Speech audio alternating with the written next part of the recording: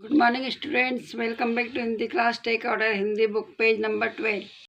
आज हम रिवीजन में स्टार्ट करने जा रहे हैं पार्ट 2 परिश्रम चींटियाँ।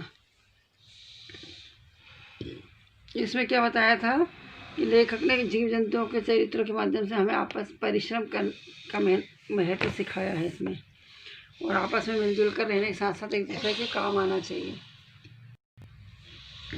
चलिए शुरू करते हैं पार्ट 2 परिश्रमी चींटियाँ। प्रेरक कहानी। इस कहानी से हमें कोई अच्छी प्रेरणा मिलेगी। प्रस्तुत पाठ में लेखक ने कुछ जीव जंतुओं के चरित्रों के माध्यम से हमें परिश्रम के महत्व को समझाया है। लेखक ने हमें आपस में मिलजुल कर रहने के साथ साथ एक दूसरे में प्रेम की भावना को विकसित करने की प्रेरणा दी है।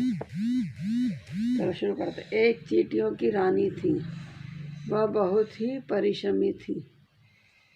चींटियाँ होती ना, उनकी बहुत मेहनती थी। वह एक बिल में रहती थी, उसके साथ और भी चींटियाँ रहती थी। तो जो रानी चींटी थी वो बिल में रहती थी। चींटियों का जो घर होता है उसको क्या बोलते हैं? बिल। उसके साथ और चींटियाँ भी रहती थी। सभी चींटियाँ मिलजुल कर रहती और खूब काम करती थी। जो सभी चींटियाँ थी आपस में बहुत अच्छे मिलजुल कर रहती थी और खूब काम करती थी। एक दिन रानी चींटी अपने बिल से बाहर निकली। वहाँ दो बिल्लियाँ आपस में लड़ रही थीं। तो रानी चींटी जो थी अपने बिल के बाहर निकली तो उसने देखा कि दो बिल्लियाँ आपस में लड़ रही हैं। रानी चींटी ने उनसे पूछा, अरे तुम लोग क्यों लड़ रही हो? काली बिल्ली बोली, देखो यह रोटी मुझे चाहिए। तो रानी चींटी ने उनसे पूछा, तुम क्यों लड़ रही हो? तो काली बिल्ली बोली, मुझे ये वाली रोटी जो है मुझे चाहिए। भूरी बिल्ली बोली, पहले रोटी मैंने देखी इसलिए रोटी मेरी है। तो एक और बिल्ली थी, वो कैसी थी? भूरे कलर की थी। तो उसने कहा कि मैंने पहले रोटी को देखा तो ये रोटी मेरी है। भूरी बिल्ली बोली, पहले ही रोटी मैंने देखी इसलिए मेरी है। तो काली बिल्ली बोली, देखने से क्या होता है? रोटी को उठाया तो मैंने था इसलिए रोटी मेरी है। चींटी ने कहा, अरे अरे लड़ना झगड़ना ठीक नहीं होता, मिलजुल बांट कर रोटी खा लो।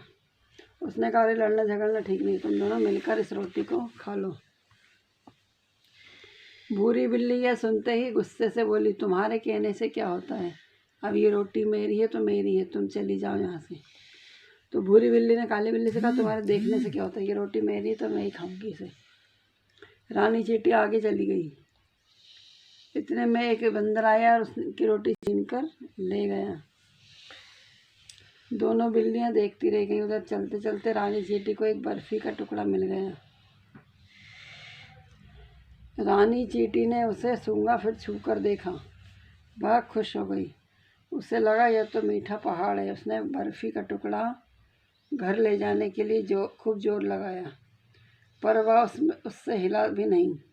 वह फौरन भागकर गई और बहुत सी चींटियों को बुला लाई।